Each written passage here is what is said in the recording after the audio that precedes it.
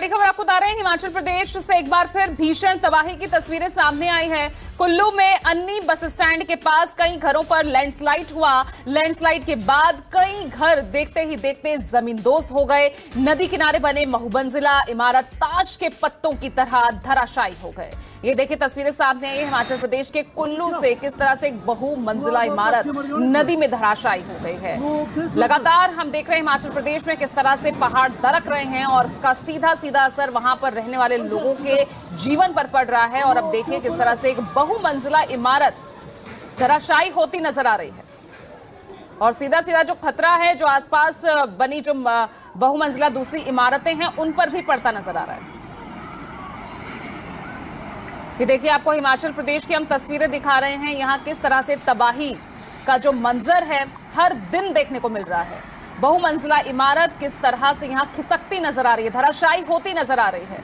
और वजह ये भारी बारिश हो रही है, पहाड़ दरक रहे हैं और इसका सीधा असर यहाँ के आम जनजीवन पर। और ये तस्वीर किसी एक जगह से नहीं है, कई जगहों से। ये देखिए 3 कैमरों की नजर से आपको हम ये 3 तस्वीरें दिखा रहे हैं एक ही जगह की, किस तरह से एक बहुमंजिला इमारत यहाँ पर धराशायी हो जाती है, पूरी तरह से जमींदोज हो जाती है।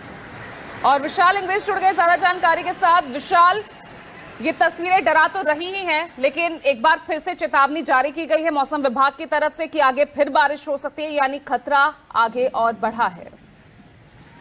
देखिए, हिमाचल में जो तबाही का मंजर है वो थमने का नाम नहीं ले रहा। और जैसे ही मौसम विभाग द्वारा अपनी कोई एडवाइजरी जारी की जाती है, जहां फिर मौसम के बारे में बताया जाता है कि ऑरेंज अलर्ट हो गया है, जहां रेड अलर्ट हो गया है, जहां फिर येलो अलर्ट हो गया है, इसी के चलते लोगों के जो दिलों की धड़कनें हैं वो भी बढ़नी शुरू हो जाती हैं।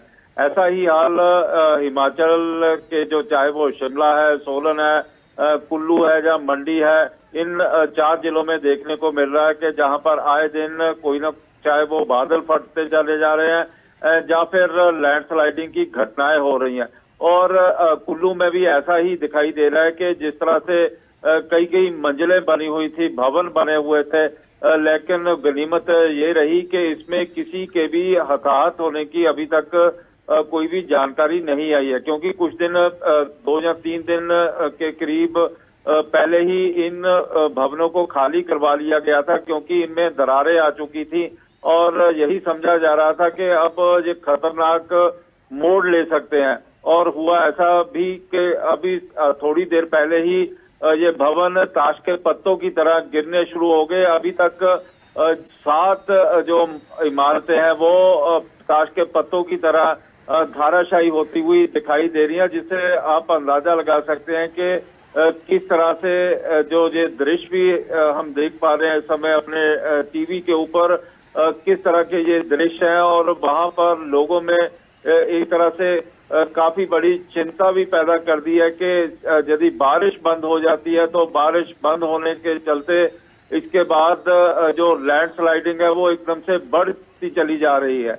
बेशक हरियाणा सरकार, हिमाचल सरकार द्वारा लगातार प्रयास भी किए जा रहे हैं, युद्ध स्तर पर काम भी किया जा रहा है, लोगों को राहत पहुंचाई जा रही है, लेकिन जो कुदरत है, कुदरत अपना रूप लगातार दिखाती चली जा रही है। और इस रौद्र रूप की वजह से यहाँ के लोग किस दहशत में जी रहे होंगे, इन तस्वीरों से देखकर आप अंदाजा लगा सकते हैं। इसी के साथ बहुत बहुत शुक्रिया आपका विशाल, इस तमाम जानकारी के लिए। रुकने छोटे से ब्रेक के लिए।